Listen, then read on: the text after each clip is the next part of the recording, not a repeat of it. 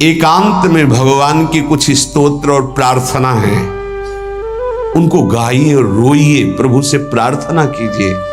क्या मुझे अजपा जाप दे दीजिए, निरंतर भजन दे दीजिए, वो दे देंगे। हमने संतों से सुना है कि भगवान भजन मांगने की बात को बड़ी जल्दी पूरी करते हैं कि मुझे अखंड भजन दे दीजिए, हृदय से जब चाहोगे तब। वो अंतर्यामी है, वो आपके अंदर बैठे देख रहे हैं। भगवान मुझे भजन दे दिए, आपके चल रहा विविध भोगों की, तो पहले उन भोगों को नष्ट करेंगे या पूर्ण कराएंगे, तब आखिरी बातें आएगी। जब विभीषण जी श्री भगवान के सन्मुख गए तो भगवान ने सबसे पहली बात पूर्ण की, जो लंका में चलते समय भाव आया था कि भगवान के चरणों का आश्रय लेकर उनके बाहुबल से इस रावण का विनाश करके जिस सिंहासन पर बैठकर इसने लात मारी, यहीं बैठूंगा आके।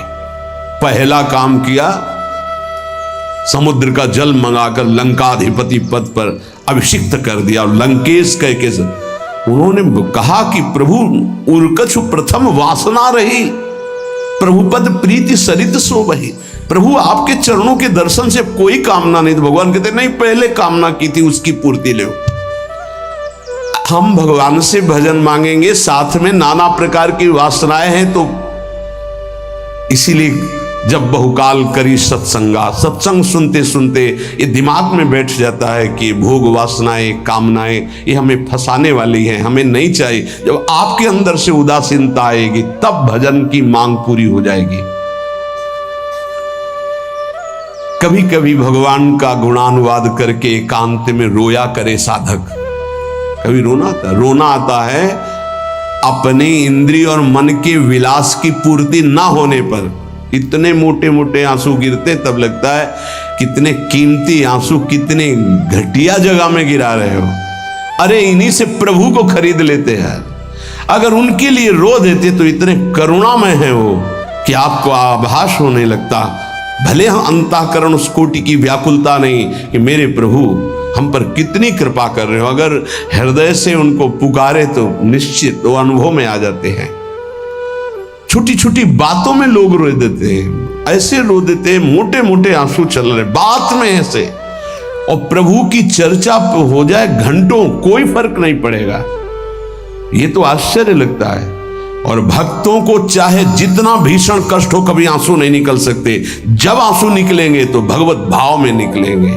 कह रहे नारायण स्वामी कि अजपा जाप के लिए भगवान से प्रार्थना करो। कभी कभी एकांत में उनके स्तोत्र हैं, गुण हैं, उनको गा गा कर रो, उनसे प्रार्थना करो, हे दीन बंधु मुझे अपना अखंड भजन दे दो, जो चाहिए सब प्राप्त हो जाएगा। भजन से क्या नहीं प्राप्त हो सकता। एकांत में बैठकर रोने से, ऐसे प्रतिदिन जब आप नियम बना करके प्रभु से प्रार्थना करेंगे। मीराबाई जी ऐसा ही करती थी, रात्रि में गिरधर से बात करती थी, प्रार्थना करती थी।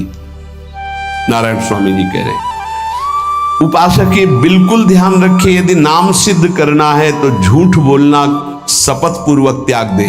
झूठ नहीं बोलूंगा, सत्य बोलना इस अजपा जाप के लिए निहायत जरूरी है, निहायत जरूरी है। प्रार्थना है, काहे को मलिन करे जिह्वा। जब हम भगवत मार्ग में चल रहे तो ये याद भूल जाती है हमें कि हमें सत्य ही भाषण करना है, असत्य नहीं बोलना। ये हमें भूल जाते हैं। क्यों भूल जाते हैं? क्योंकि माया का ऐसा प्रभाव। अगर हम भजन के प्रेमी हैं, भजन बढ़ाना चाहते हैं, तो हम झूठ क्यों बोले?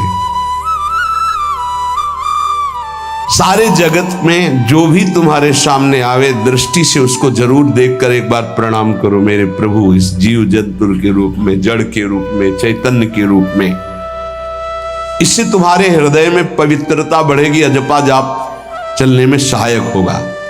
सत्य बोलना, भगवान से एकांत में रोकर प्रार्थना करना, सबके प्रति भगवत भाव रखकर प्रणाम करना, जिससे तुम्हारा कहीं दोष दर्शन नहीं होगा।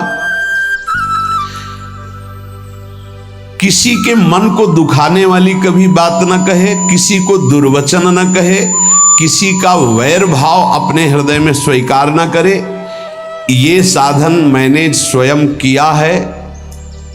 नारायण की कृपा से इस दास को वेदांत का भी पूरा ज्ञान है और भक्ति मार्ग का भी, दोनों का आखिरी भाव समदर्शिता है, चाहे भक्ति से चाहे ज्ञान से। सब में ब्रह्म देखना, सब में वासुदेव देखना, सब में इष्ट देखना।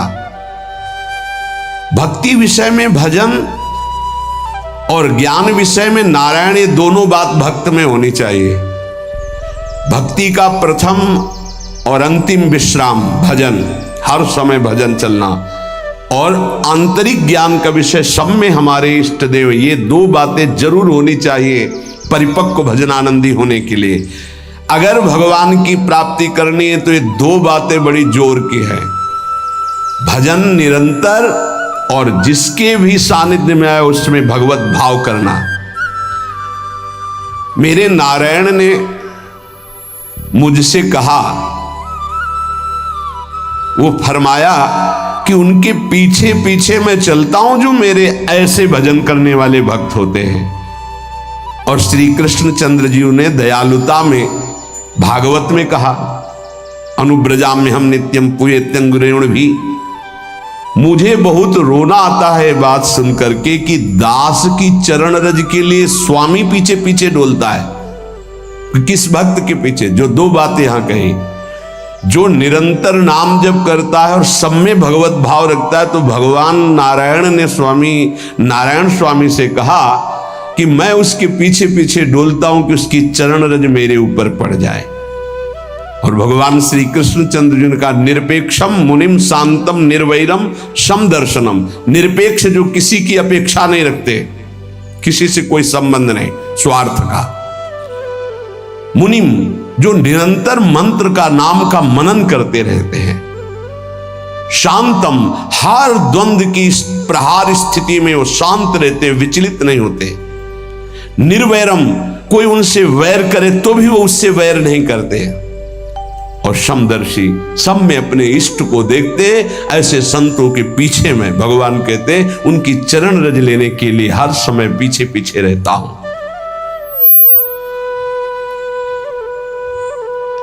अहिंसा परमो धर्मा शास्त्रों में वर्णन किया गया है, इसलिए किसी भी जीव को कष्ट नहीं पहुंचाना है। गर्दन झुका करके रास्ते में चलना सीखो कि नीचे कोई जीव तो नहीं दब रहा हमारे पैर से।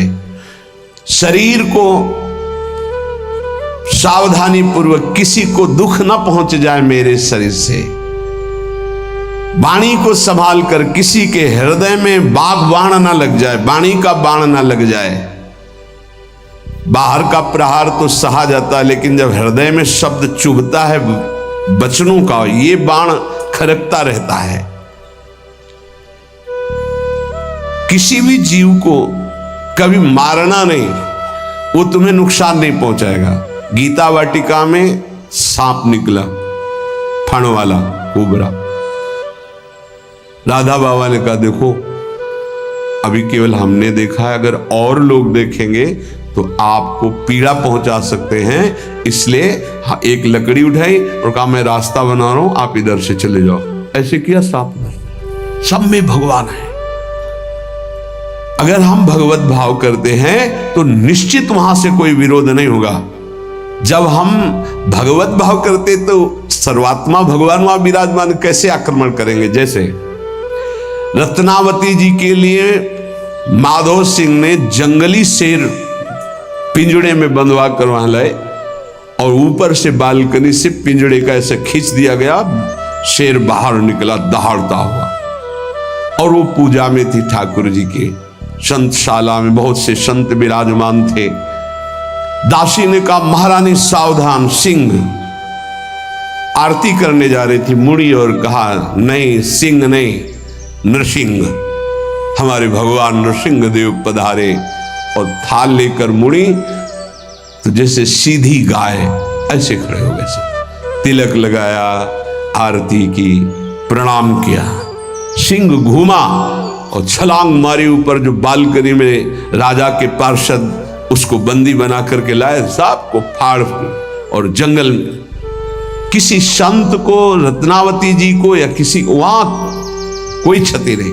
लेकिन जो उनकी क्षति के लिए लाए थे, उनके लिए वो सिंह, इनके लिए वो भगवान नरसिंह।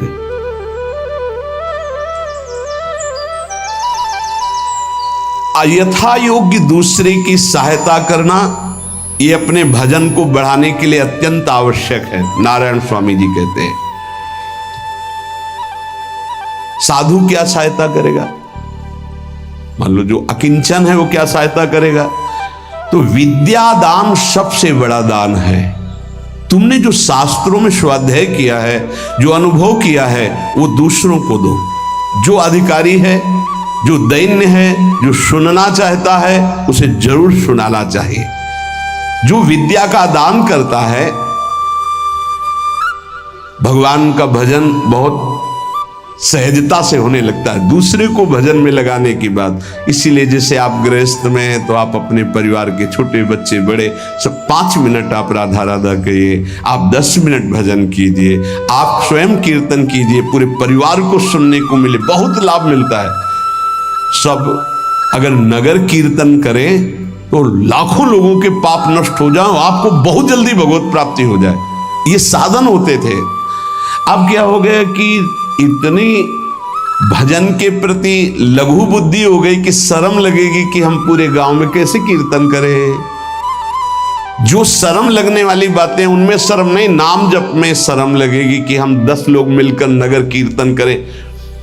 पहले ऐसा था, प्रातः 4 बजे गांव के 10-20 लोग बड़े बूढ़े मंजीरा लेकर, ढोलक लेकर के आसपास गांव में फेरी देते थे, जिसे प्रभात फेरी कहते थे, और वो नाम कीर्तन करते हुए कितनी सुंदर प्रथाएं थी। शाम के समय रामायण या भागवत की कथाएं, कोई जो पढ़ा लिखा है वो सुना रहा है, 10, 20, 50 ऐसे आसपास के घरों के लोग बैठकर भगवान की चर्चा सुन रहे हैं। ये जरूर करना चाहिए, जो भजन के लिए बहुत उत्साह बढ़ता है। ध्यान करते समय, भजन करते समय मन तुम्हें घुमा घुमा कर माया में फंसाएगा। नारायण स्वामी का अनुभव, तुम्हें उसको घुमा घुमा के भजन में लाना है, ये युद्ध करना है। मन ने जो मांगा वही हम देने के लिए तैयार हो जाते हैं। ध्रुवदास जी कहते हैं, मन अब तक तूने जो कहा मैंने किया, अब मैं जो कहता हूं तुम्हें करना पड़ेगा। थोड़ा तो हिम्मत लाओ मन से लड़ने के लिए, और किसी से लड़ने की जरूरत नहीं। मन को जीत गए तो सच्चे गुरु बन जाओगे। मन को जिसने चेला बना लिया वही सच्चा गुरु नहीं। मन के सब चेला हैं, कोई बिरला ऐसा है जो मन को अपने शिष्य बना ले। बहुत ध्यान दीजिए, लाखों बार प्रश्न आते हैं। मन जब तुम भजन में बैठोगे तो घुमा घुमा कर माया में मारेगा, आपको वहीं गिराएगा। तुमको ये करना है कि उसे घुमा घुमा कर नाम में लाना है। चल राधा राधा राधा, तेरी एक बात नहीं सुनेंगे। इस साधन के करने से मन की शक्ति जो विषय भोगों में फंसाने वाली है वो कम हो जाती है। ध्यान दीजिए, बड़े अनुभवी महात्मा है नारायण स्वामी। बार बार जब आप अपने मन को संसार की तरफ जाते हुए से घसीट कर नाम में लाएंगे तो कमजोर पड़ जाएगा और वो तुम्हारे अधीन होने लगेगा। मन जिसने अधीन कर लिया वो साक्षात भगवत स्वरूप हो जाता है। मन मारिया तन बस में की ना, हुआ भरम सब दूर। बाहर से कछ दिखत नाही, अंदर चमके नूर। आपो त्याग जगत में बैठे नहीं किसी से काम, उनमें तो कछु अंतर नाही, संत कहो चाहे राम। वो भगवान का स्वरूप हो जाते हैं। मन की प्रत्येक स्फुरणा पर ध्यान रहे, वो तुम्हें संसार की तरफ घुमा घुमा कर मारेगा, तुम्हें घुमा के नाम में लाना है। ये साधन तुम्हें अजपा जाप में स्थित करेगा। मन रूपी दर्पण को साफ करना है। जो जो वासना आवे उस वासना को नहीं भोगना है, इससे मन रूपी दर्पण साफ हो जाएगा। जैसे जैसे तुम वासनाओं को भोगते हो वैसे वैसे मन के ऊपर परत चढ़ती चली जाती है मल की, और जैसे जैसे तुम वासनाओं को नहीं भोगते हो तो मन निर्वासनिक होता जाता है। भोगने से सुख नहीं मिलेगा, ना भोगने से सुख मिलेगा। भोगने से शांति नहीं मिलेगी, ना भोगने से शांति मिलेगी। त्यागात् शांतिरंतरम। अब बहुत बुरा बैठ गया है हमारे हृदय में कि हमारे मन में जो आए वो भोग मिल जाए, हम सुखी। बड़ी कृपा। बोले जब से भजन शुरू किया बड़ा चमत्कार, जो चाहते हो जाता है। दुर्भाग्य, ये कोई सौभाग्य है? जो मन चाहे वो पूर्ण हो जाए सौभाग्य नहीं है। फिर वो तुमको अधीन करके जो तुम नहीं चाहोगे वो भी करवा लेगा। सौभाग्य है कि मन जो चाहता है वो हम नहीं करते। जो शास्त्र में लिखा है, गुरु आज्ञा, वही मन की बात मानते हैं। अभ्यास करते करते वासनाएं कम होने लगती, फिर वासनाएं नष्ट हो जाती, फिर स्फुरणा ही नहीं होती, अजपाजा प्रारंभ हो जाता है। विक्षेप यही वासनाएं पहुंचा रही भजन में। भजन से जो महासुख मिलता है तुम्हें कैसे बताऊं। नारायण स्वामी कह रहे हैं, मन को वश में करने पर जो सुख मिलता है वो ब्रह्मा को भी सुख नहीं है। अब आप सोच लीजिए, मन के अधीन होने पर दुर्गति तो सब देख रहे हैं, लेकिन मन को वश में करने पर जो सुख है वो परमेष्ठी पद ब्रह्मा में भी नहीं है। इसीलिए भक्त कहता है, न पारमेष्ठ्यम न महेंद्र धिष्णम, नहीं चाहिए देवराज इंद्र का पद या ब्रह्मा का पद। ऐसा सुख स्वयं मिल गया क्योंकि मन अधीन हो गया। इसलिए इस दास ने स्वामी नारायण की कृपा से इस मन को अधीन किया। नेत्रों से जलधारा बहने लगी और हर समय नारायण की छवि नेत्रों में बस गई और जिह्वा ने प्रबल रूप धारण कर लिया। नारायण नारायण नारायण नारायण। अभी जिह्वा प्रबल रूप, समोसा चटनी ये वो कैसे नाम मीठा लगे। राधा नाम सुधा रसम, पानी आया मुंह में? नहीं। राधा नाम सुधा रसम, पानी आया मुंह में? नहीं आया। वह भी गरम गरम समोसा चटनी ये या अमुक चीज या अमुक, मुंह में पानी आ जाएगा क्योंकि हमारी जिह्वा का स्वाद बिगड़ गया। बोले हमारी जिह्वा प्रबल हो गई। किस बात में? रुकी नहीं रही। राधा राधा राधा राधा, जैसे राधा बाबा की। नारायण स्वामी जी कह रहे नारायण नारायण नारायण। हमने इसको कैसे वश में किया? बाजार में जाता, मिठाई की दुकान के सामने खड़े होता, जो सब चीज दिखाता, अभी कहता नारायण नारायण नारायण, कुछ नहीं मिलेगा, चलो। फल की दुकान में जाता, जगह जगह इसको हर चीज दिखाया, कुछ नहीं दिया। ये हमको जलाया, वो हम नारायण नारायण के द्वारा इसको शांत किया।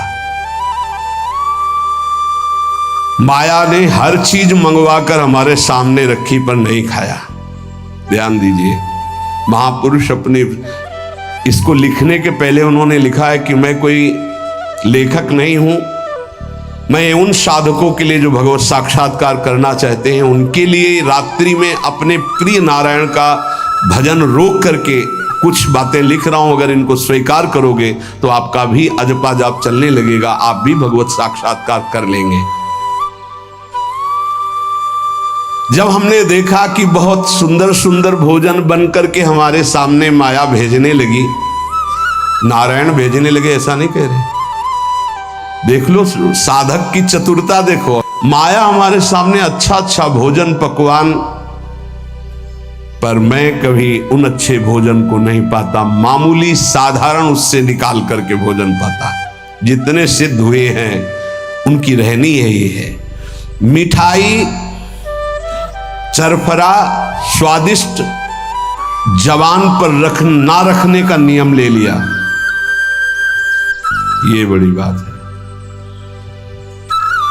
अभी कुछ समय पहले एक महापुरुष पधारे, उन्होंने पहले आजीवन मिठाई छोड़ दी, कोई मीठा, फिर नमक छोड़ दिया, फिर भगवदाकार वृत्ति में शरीर भी छोड़ दिया। क्या महापुरुषों ने पाया है कि हम प्राण और शरीरों को इस सब कुछ समझते। पहले ही बता दिया था 3 दिन पहले कि अमुक समय में शरीर छूटेगा, और हंसते खेलते सबके सामने शरीर समाधिस्थ होकर छोड़ दिया। मिठाई स्वादिष्ट चरफरा चाहते हैं अजपा जाप, लेकिन गुलाब जामुन पा करके, बढ़िया बढ़िया पदार्थ पा करके, भाई इनका प्रभाव है, ये भजन में नहीं लगने देंगे, देख लेना, भजन में नहीं लगने देंगे। और अभी 10 दिन केवल हमें समय दो आप, फिर हम आपको देखेंगे कि आप कितना भरपेट भोजन पाते हैं। किसी भी मिठाई में चीनी नहीं पड़ेगी और किसी भी दाल या कढ़ी में नमक नहीं पड़ेगा, मिलेगा सब कुछ। खीर भी मिलेगी, गुलाब जामुन भी मिलेगा, पर चीनी नहीं होगी। दाल भी होगी, सब्जी होगी, कढ़ी होगी, पर नमक नहीं होगा, चलेगा। 10 दिन बाद आप देखो अगर पेट न पचकने लगे तो स्वाद ही नहीं मिलेगा। ये क्या हो रहा है? ये जवान को संभालना है अजपा जाप के लिए। वो गोस्वामी तुलसीदास जी ने भी कहा, अगर लोन बिना सब्जी ऐसे सीठा भोजन तो बहुत जल्दी नाम सिद्ध हो जाए। तो हम कह रहे चलो ऐसा नहीं सही तो पर सात्विक और थोड़ा पाना सीखो। देखो माया की व्यवस्था में कमी नहीं रहेगी, व्यवस्था तो बहुत जोर की होती रहेगी, आप चिंता ना करें। खाते खाते मर जाएंगे, भोजन कम नहीं होगा, ये सृष्टि का क्रम है। आप अपने अगर जिह्वा को आपने विविध प्रकार का स्वाद दिया तो इस दास ने जो अनुभव किया कि नाम जप नहीं चल पाएगा निरंतर। नारायण स्वामी कह रहे देख लो, नाम चलाना है या रसेंद्री, थोड़ा नमक कम हो, नमक डलवा। अरे यार कभी कभी तो साधु को ऐसा सौभाग्य मिलता है कि नमक ना हो, कभी ऐसा बिगड़ा एक चुपचाप दबा के प्रसन्नता से मन की इंद्री को नहीं, शांत, कैसा भोजन, बहुत प्रसाद, बहुत सुंदर था। कभी ऐसा कभी नमक ना हो, कभी का नहीं मांगना चाहिए, कम से कम थोड़ा तो कभी कभी अवसर मिले ऐसा। कभी खीर बनाओ, चीनी ना डालो, देखो ना बिल कभी ऐसा। फिर देखो खीर कौन मांगता है? एक दोना के बाद मान लो उपदेश हो गया कि तो एक दोना के बाद खीर नहीं, वो अजपा जाप के लिए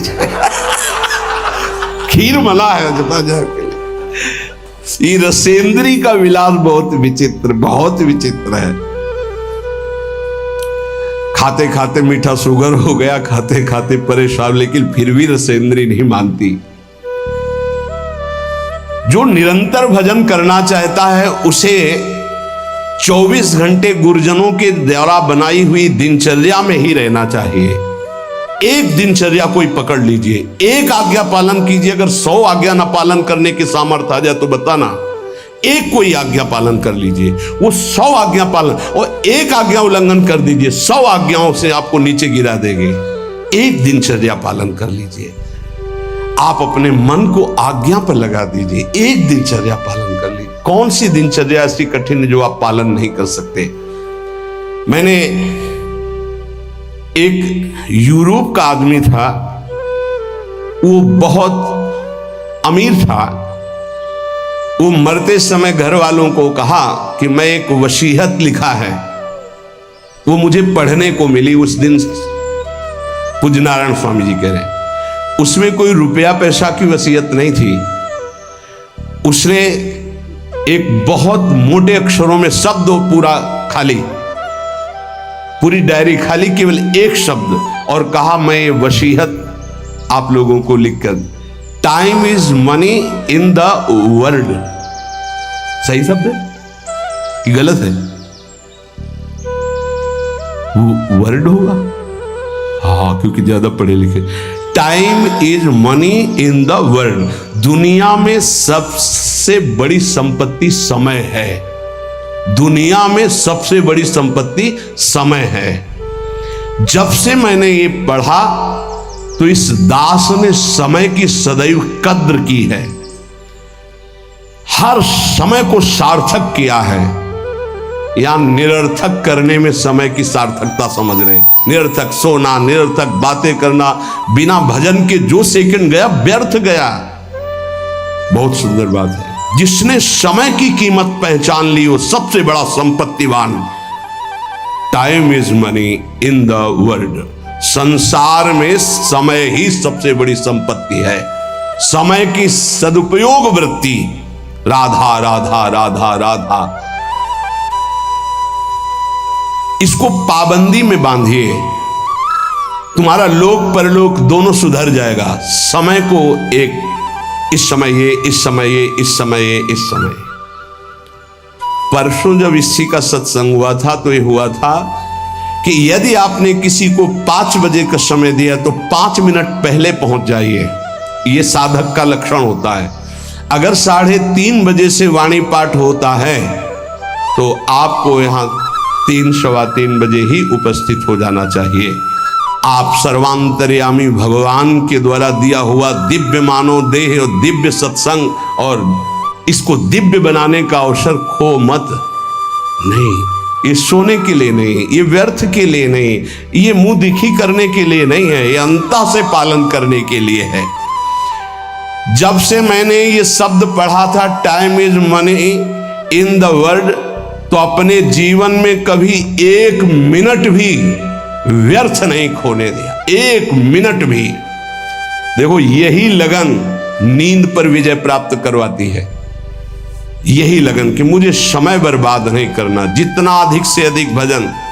पता नहीं आज शाम हो कि ना हो, हम क्यों अपने इस दिव्य समय को नष्ट करें। पर लोग समय कटता नहीं है, इसलिए टेलीविजन और कई कई प्रकार की बहिर्मुख वृत्तियों को स्वीकार करते हैं कि समय काटना है। बोले समय नहीं कटता। और सही पूछो तो भगवान से मनाया जाता है कि नींद ना आवे, कभी रात्रि ना हो, इसके लिए कि मैं रात्रि हो गई तो 10 घंटे 8 घंटे सो रहा हूं। नहीं, रात दिन भजन, जाना है यहां से। पता नहीं आप लोगों के दिमाग में है कि नहीं है। हर समय बात है कि जाना है, कोई भी मिनट आखिरी हो सकता है, बिल्कुल चलो, जाना है। फिर किस बात के लिए उदास हो जाना, निराश हो जाना, क्योंकि ये पक्का पता मुझे जाना है। कहां जाना है? लाडली जी के पास जाना है, जिनके लिए तरस रहे हैं उनके पास जाना है। तो उसमें कोई भय है क्या कि जाना? जिनके लिए हम तरस रहे, तड़प रहे, उनके पास जाना है। जहां अनंत जन्मों से बिछुड़े वहां जाना है। कोई आश्चर्य की बात है, कोई दुख की बात है, कोई घटना की बात है, और जाने का ही बुलावा है। एक माई है, भयंकर कैंसर से पीड़ित है, मुस्कुराहट के सिवा कभी हमने उसके मुख में उदासी नहीं देखी। जब प्रणाम करके बाद, बहुत कृपा है लाडली जी की, बहुत कृपा है गुरु जी की, यह जीवन है। आपके अंदर अगर थोड़ी देर सोचो कि कैंसर की रिपोर्ट आ गई, अब कैसा लगेगा? कैसा लगेगा? तो भगवान ने हमें क्या दिया है? थोड़ी देर आंख बंद करके सोचो, यदि तुम्हारी आंखें ज्योति रहित हो जाए तो कैसा लगेगा? घबराहट पैदा हो जाएगी। आप देखो, अभी आंख बंद करो, सोचो, अगर ये सदा सदा के लिए ऐसी हो गई तो भगवान ने कितनी कृपा दी। तुम सुन सकते हो, बोल सकते हो, देख सकते हो, सूंघ सकते हो, चल सकते हो, अभी स्वस्थ हो। समय की कदर करो, नहीं ये समय निकला चला जा रहा है, ये वापस नहीं आने वाला। और स्थिति ऐसी बना लो कि हर स्थिति में तुम्हारा मंजीरा बजने से रुके ना। पक्का, जब भीषण कष्ट की स्थिति थी तब भी कहते थे व्हील चेयर में बैठा लो, हमारा नियम है इस समय बाहर निकलकर 4 चक्कर लगाना, आप लगाओ चक्कर। नहीं, ऐसे नहीं, बैठा लिया, हमारा नियम, और जो नियम है उठाओ, हमको टांग के ले चलो, हमारा शरीर का संस्कार करो, वैसा चलो, टाइम बाय टाइम। ये क्यों हुआ? बचपन से इसका अभ्यास और भगवदाश्रय। इसलिए सबसे प्रार्थना करते हैं, ये किसी एक के लिए नहीं है। व्याधि मंदिरम शरीरम व्याधि मंदिरम, कौन सा देवता प्रकट हो जाए, किडनी फेल कर, कितने प्रकार के रोग हैं भैया। और एक बार जहां रिपोर्ट आई कैंसर, खत्म खेल, भजन साधन सब खत्म, चेहरे का रंग बदल, दिल बोले ब्लॉक हो गए इस दोनों नसें। अब वो परेशान है, अरे ब्लॉक नहीं, फेल हो जा, पास हो जा, इसमें क्या जान। राधा राधा हर समय तैयार है, जैसे आर्मी का जवान तैयार रहता है बॉर्डर पे कि कहीं से भी गोली आ सकती है, ऐसे बिल्कुल तैयार रहो, पक्का तैयार रहो। बार बार कह रहे हैं सावधान, समय की कीमत को पहचानो।